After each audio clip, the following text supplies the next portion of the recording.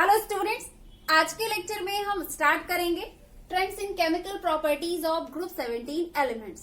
तो सबसे पहले हम लोग ग्रुप 17 के एलिमेंट्स के रिएक्टिविटी ऑर्डर को देख लेते हैं। तो फर्स्ट पॉइंट में यानी कि पॉइंट नंबर ए में हम लोग इसकी रिएक्टिविटी ऑर्डर को टॉप से बॉटम की तरफ देखेंगे। ठीक है, तो अगर आप ग्रुप 17 में चेक करें टॉप से बॉटम की तरफ रिएक्टिविटी ऑर्डर, तो आप ये पाएंगे कि जैसे जैसे आप फ्लोरीन से क्लोरीन, क्लोरीन से ब्रोमीन और ब्रोमीन से आयोडीन की तरफ बढ़ते हैं, टॉप से बॉटम की तरफ आते हैं, हेलोजन की जो रिएक्टिविटी है, जो रिएक्शन करने की क्षमता है, वो घटता जाता है। अब सवाल ये है कि ऐसा क्यों होता है, इसके पीछे रीजन क्या है। तो रीजन इसका बहुत ही सिंपल है कि जैसे जैसे आप टॉप से बॉटम की तरफ आते हैं वैसे वैसे आपको पता है कि इसका एटॉमिक साइज जो है वो इंक्रीज होता जाता है। अब आपको ये भी पता है कि जैसे जैसे साइज इंक्रीज होगा, एटम का साइज इंक्रीज होगा, तो उसका इफेक्टिव न्यूक्लियर चार्ज जो है वो डिक्रीज हो जाएगा, है ना। और जब इफेक्टिव न्यूक्लियर चार्ज डिक्रीज हो जाएगा तो इलेक्ट्रॉन अट्रैक्टिंग टेंडेंसी और इलेक्ट्रोनेगेटिविटी क्या है, वो डिक्रीज हो जाएगी। ठीक है, तो टॉप से बॉटम की तरफ आप आ रहे हो तो इलेक्ट्रोनेगेटिविटी के डिक्रीज होने की वजह से, इलेक्ट्रॉन अट्रैक्टिंग टेंडेंसी के डिक्रीज होने की वजह से इसका जो रिएक्टिविटी ऑर्डर है वो डिक्रीज होता जाता है। ओके, तो ये तो आपका टॉप से बॉटम की तरफ यानी कि ग्रुप में रिएक्टिविटी ऑर्डर हो गया। अब आ जाते हैं हम लोग रिएक्टिविटी ऑर्डर के पॉइंट नंबर बी में।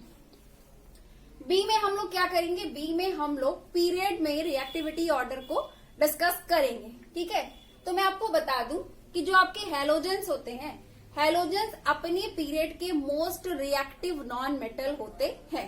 अब सवाल ये है कि हैलोजेंस अपने पीरियड के मोस्ट रिएक्टिव नॉन मेटल क्यों होते हैं, इसके पीछे रीजन क्या है। तो इसका रीजन होता है इसका low dissociation energy and high negative electron gain enthalpy. ठीक है, तो इसकी जो इलेक्ट्रॉन गेन एंथैल्पी वाली बात है ये मैं आपको बता ही चुकी हूँ। इसके पहले जब मैं आपको फिजिकल प्रॉपर्टीज पढ़ा रही थी तो वहां पर मैं आपको इसके इलेक्ट्रॉन गेन एंथैल्पी के बारे में सारी बातें बता चुकी हूँ। यहाँ पर मैं आपको एक्सप्लेन करूंगी डिसोसिएशन एनर्जी के बारे में कि डिसोसिएशन एनर्जी क्या होता है और इनकी जो हैलोजन है, हैलोजन की डिसोसिएशन एनर्जी लो क्यों होती है और डिसोसिएशन एनर्जी के लो हो जाने की वजह से इसकी रिएक्टिविटी सबसे ज्यादा क्यों हो जाती है। ठीक है, इन तीन बातों पर हम लोग चर्चा करेंगे। तो सबसे पहले मैं आपको बता दूं कि डिसोसिएशन एनर्जी का मतलब क्या होता है। डिसोसिएशन एनर्जी का मतलब होता है कि जैसे मान लीजिए कोई मॉलिक्यूल है, तो मॉलिक्यूल में दो एटम के बीच जो बॉन्ड मौजूद होता है, उस बॉन्ड को ब्रेक करने के लिए जो रिक्वायर्ड एनर्जी होती है, उसी एनर्जी को हम लोग बोलते हैं बॉन्ड डिसोसिएशन एनर्जी या फिर डिसोसिएशन एनर्जी। तो ये तो डिसोसिएशन एनर्जी की डेफिनेशन हो गई।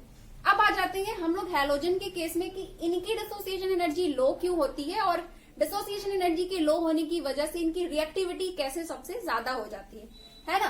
तो अब समझिएगा, देखिए होता क्या है कि मैं आपको बता चुकी हूँ इनके फिजिकल स्टेट, जब मैं इसका पढ़ा रही थी तो मैं आपको बता चुकी हूँ कि एलिमेंटल स्टेट में जो आपके हैलोजन होते हैं ये डाई एटॉमिक मॉलिक्यूल के फॉर्म में एग्जिस्ट करते हैं। यानी कि जो आपका फ्लोरीन है ये F2 के फॉर्म में, क्लोरीन आपका Cl2 के फॉर्म में, ब्रोमीन आपका Br2 के फॉर्म में एंड आयोडीन आपका I2 के फॉर्म में एग्जिस्ट करता है। ठीक है, अब समझिए इसकी डिसोसिएशन एनर्जी लो कैसे है। अब ये मॉलिक्यूलर फॉर्म में है। अब होता क्या है, ये बहुत ही ज्यादा इलेक्ट्रोनेगेटिव एटम है, आपको पता है इनकी इलेक्ट्रोनेगेटिविटी काफी अच्छी होती है, इनकी इलेक्ट्रोनेगेटिविटी काफी ज्यादा होती है। तो इलेक्ट्रोनेगेटिविटी ज्यादा होने की वजह से ये जो शेयर पेयर में इलेक्ट्रॉन मौजूद है, दोनों ही अपने अपने इलेक्ट्रॉन को अपनी अपनी तरफ खींच रहे होते हैं अपनी हाई इलेक्ट्रोनेगेटिविटी की वजह से। और जब ये अपने अपने इलेक्ट्रॉन को खींचेंगे तो क्या होगा, आसानी से ये बॉन्ड ब्रेक हो जाएगा, है ना।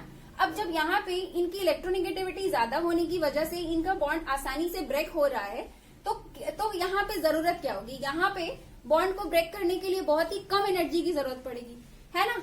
और जब बहुत ही कम एनर्जी की जरूरत पड़ेगी तो इनकी डिसोसिएशन एनर्जी क्या होगी, बहुत ही लो होगी, है ना। तो आप इसका भी आंसर समझ गए कि इनकी डिसोसिएशन एनर्जी लो क्यों होती है, ये भी समझ गए। अब आपको क्या समझना है, अब आपको ये समझना है कि डिसोसिएशन एनर्जी के लो होने की वजह से ये मोस्ट रिएक्टिव कैसे हो जाता है ना। तो देखिए कोई भी मॉलिक्यूल हो उसे हम लोग रिएक्टिव तब कहते हैं जब क्या हो, वो आसानी से अपने फ्री स्टेट में आ जाए। फ्री स्टेट में आने का मतलब कि आसानी से एटॉमिक स्टेट में आ जाए, आसानी से एटॉमिक स्टेट में आ जाए और जब आसानी से एटॉमिक स्टेट में आ जाएगा तभी किसी दूसरे मॉलिक्यूल के साथ या दूसरे एटम के साथ जुड़ करके एक नया प्रोडक्ट बना पाएगा, है ना। तो हैलोजन मोस्ट रिएक्टिव इसलिए होता है क्योंकि यहाँ पे क्या होता है, एलिमेंटल स्टेट में या मॉलिक्यूलर फॉर्म में था, अब लो डिसोसिएशन एनर्जी की वजह से आसानी से इसका बॉन्ड ब्रेक हो जाता है। आसानी से बॉन्ड ब्रेक हो जाने की वजह से ये आसानी से फ्री स्टेट में आ जाते हैं। आसानी से फ्री स्टेट में आ जाएंगे तो क्या होंगे, हाईली रिएक्टिव होंगे, आसानी से किसी दूसरे एटम या मॉलिक्यूल के साथ रिएक्शन करके प्रोडक्ट बना लेंगे, है ना। तो इनके डिसोसिएशन एनर्जी के लो होने की वजह से ये कैसे रिएक्टिव है ये आप समझ गए।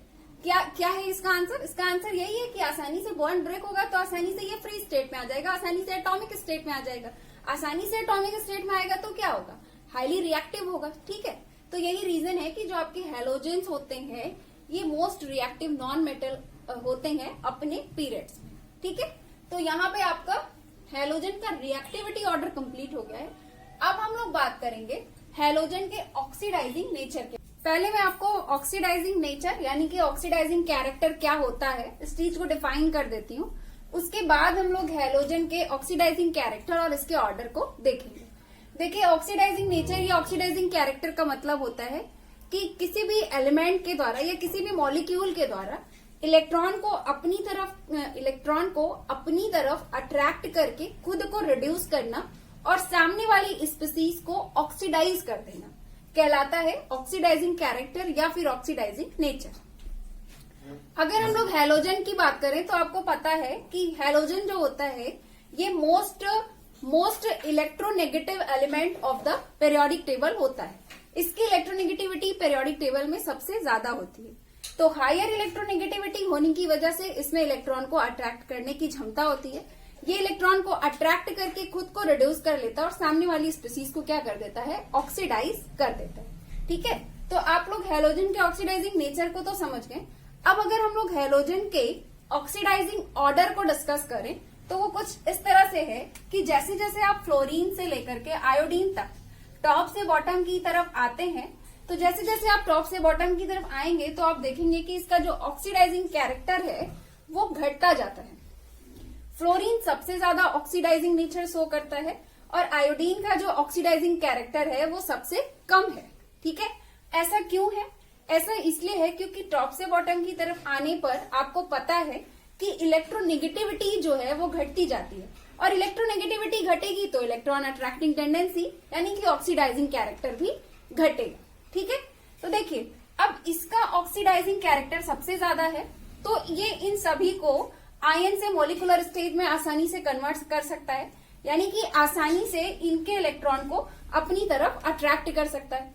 अब क्लोरीन का क्या है, क्लोरीन का ब्रोमीन और आयोडीन से ज्यादा है, तो क्लोरीन क्या कर सकता है, क्लोरीन आसानी से ब्रोमीन और आयोडीन से इलेक्ट्रॉन को अपनी तरफ अट्रैक्ट कर सकता है। तो इसे आप कुछ इस तरह से शो कर सकते हैं कि आप यहाँ पर देखिए, अगर आप क्या करते हैं, फ्लोरीन के मॉलिक्यूल को इनमें से किसी के भी आयन, चाहे क्लोरीन हो या ब्रोमीन हो या आयोडीन हो, इनमें से किसी के भी अगर आप क्या करते हो, आयन के साथ इनके क्लोराइड मतलब कि आयन के साथ का मतलब क्लोराइड के साथ, ब्रोमाइड के साथ या आयोडाइड के साथ रिएक्ट कराते हो, तो जैसा कि आपको पता है कि फ्लोरीन की इलेक्ट्रोनेगेटिविटी सबसे ज्यादा है, तो ये आसानी से करता क्या है, इसके इलेक्ट्रॉन को खुद अट्रैक्ट करके खुद इलेक्ट्रॉन को अट्रैक्ट कर लेता है, खुद का रिडक्शन कर लेता है और इसे ऑक्सीडाइज कर देता है।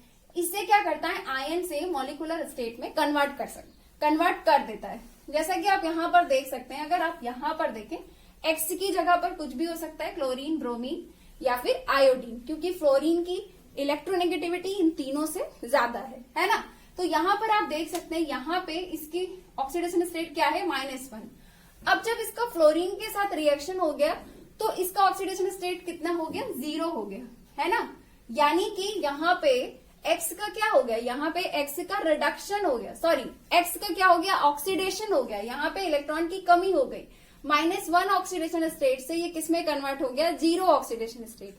क्यों कन्वर्ट हो गया, क्योंकि फ्लोरीन का जो ऑक्सीडाइजिंग कैरेक्टर है, जो उसकी इलेक्ट्रॉन अट्रैक्टिंग टेंडेंसी है, वो क्लोरीन, ब्रोमीन और आयोडीन से ज्यादा है ना। तो जो काम फ्लोरीन जो है वो क्लोरीन, ब्रोमीन, आयोडीन के साथ करता है, वो काम आपका क्लोरीन किसके साथ कर सकता है, ब्रोमीन और आयोडीन के साथ, है ना। ये ब्रोमीन और आयोडीन को ऑक्सीडाइज कर देगा, जैसा कि आप यहाँ पे देख सकते हैं, आप यहाँ पे X की जगह ब्रोमीन या आयोडीन का आयन लीजिए तो ये उसको उसके मॉलिक्यूल में कन्वर्ट कर देगा और खुद आयन में कन्वर्ट हो जाएगा। उनसे उनके इलेक्ट्रॉन को खींच लेगा या फिर उनसे इलेक्ट्रॉन को छीन लेगा, खुद आयन में कन्वर्ट हो जाएगा और उसको किस में कन्वर्ट कर देगा, मॉलिक्यूल के फॉर्म में।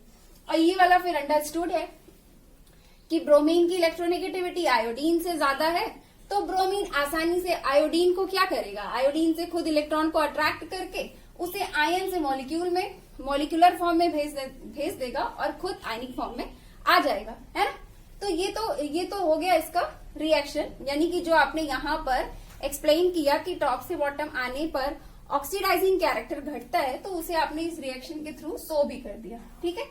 अब अगर आप चाहें तो अपने आंसर को जस्टिफाई कर सकते हैं by the use of reduction potential. देखिए होता क्या है, अगर हम लोग स्टैंडर्ड रिडक्शन पोटेंशियल की बात करें तो जिस भी स्पीसीज का रिडक्शन पोटेंशियल जो है, स्टैंडर्ड रिडक्शन पोटेंशियल जो है वो हायर पॉजिटिव होता है, तो उसमें क्या होता है, उसमें इलेक्ट्रॉन को अट्रैक्ट करने की टेंडेंसी जो होती है वो सबसे ज्यादा होती है।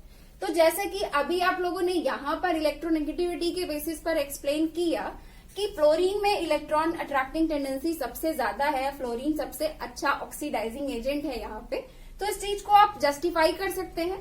इसके माध्यम से आप यहाँ पे शो कर सकते हैं कि हाँ ऐसा ही है।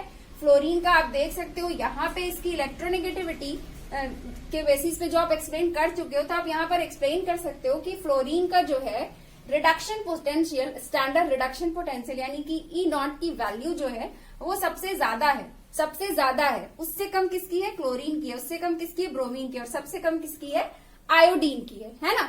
तो आप क्या कर सकते हो, आपने जो चीज इलेक्ट्रोनेगेटिविटी के बेसिस पे जो ऑक्सीडाइजिंग कैरेक्टर को एक्सप्लेन किया है, उसे आप चाहो तो E0 की वैल्यू को शो करके आप अपने आंसर को जस्टिफाई कर सकते हो। तो यहाँ पे हमारा ग्रुप 17 के एलिमेंट्स का रिएक्टिविटी ऑर्डर और ऑक्सीडाइजिंग कैरेक्टर कंप्लीट हो गया है। अब हम लोग मिलेंगे नेक्स्ट लेक्चर में। Have a nice day, thank you so much.